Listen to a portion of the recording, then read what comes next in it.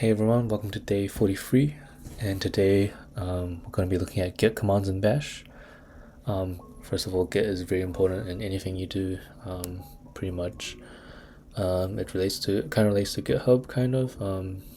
Here, I'll give us some examples with just this current GitHub repo.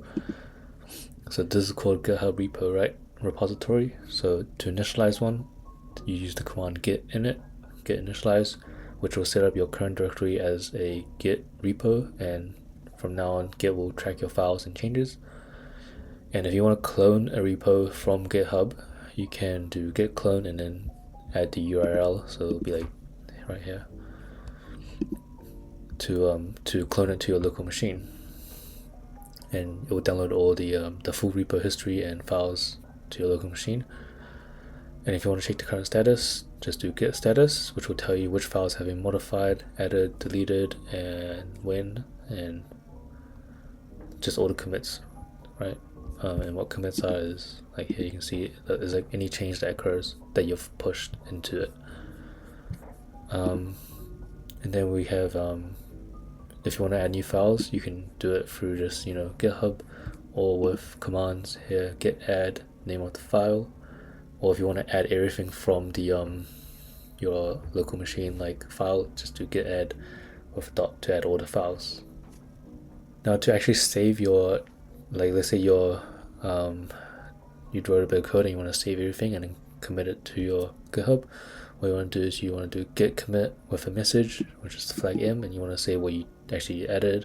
Maybe you added maybe you corrected some typos, maybe you added a new feature. Put that in the message so you know exactly when you added these new stuff. That way it's easier to track.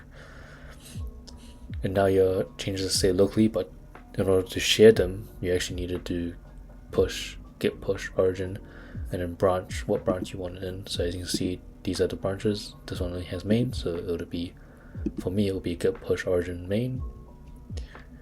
And if you want to pull, is if other changes have been made, you can pull them with git pull origin branch. So this time you actually get it from GitHub.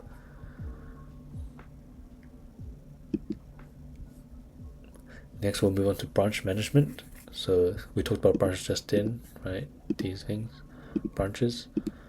So in order to create a new branch, you can obviously do it from GitHub, or using Bash you can do git branch and then what you want it to be called. And to switch it, you can do git checkout and then whatever branch name you want, in order to go between them. Or you can do both at once as well. You can create and then switch into the new branch with git checkout with the option B, and then your new branch. And to bring changes from another branch into yours, you do git merge.